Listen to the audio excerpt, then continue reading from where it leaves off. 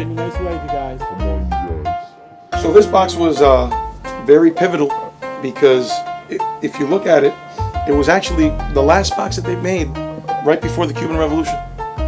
The date on this one is May 20th, 1958. And you could tell that they were pretty much making this cigar at the time for the Cuban community in Ybor City.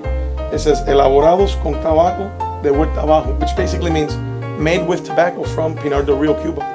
And they used to sell for 10 cents. And it was the cream of clear Havana tobaccos. But what's ironic is just a few months later, everything would change because a revolution would come and it would be a game changer for them as well as for Cuban exiles.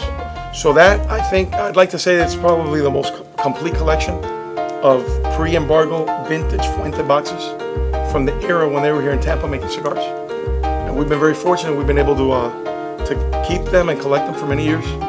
But they're going to go ahead and open up a museum, and we want these boxes to be displayed. So it's very proud. It's a proud moment for us to be able to donate them to the family.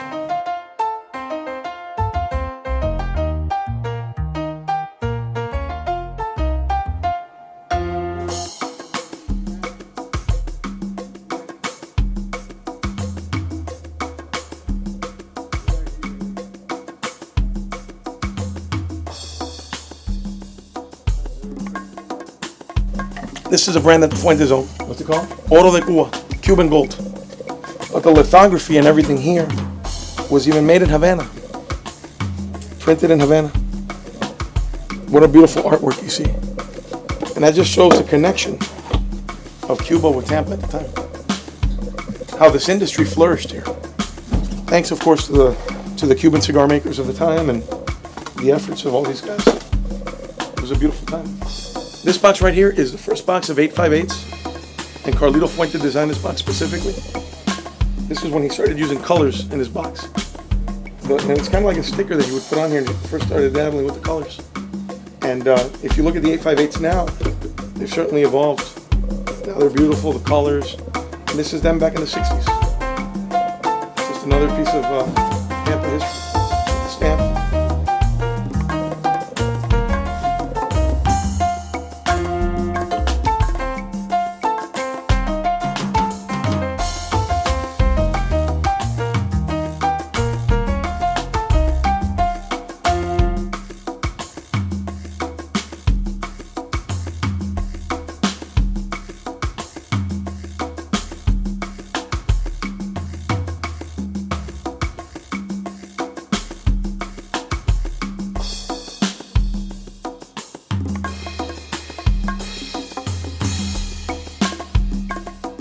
So this box here is Flor de Orlando, and this was a relative of the Fuente family who had settled in Miami just after the Cuban Revolution. So Carlito and the family here in Tampa, Arturo and his father Carlos Sr., they were making the cigars in Tampa for the Miami market on Calle Ocho. So these were sold in Little Havana in Miami, but they were being made here in Tampa. And this box was actually recovered from a family that had it in Canada. So we're honored to have this box as well in our collection.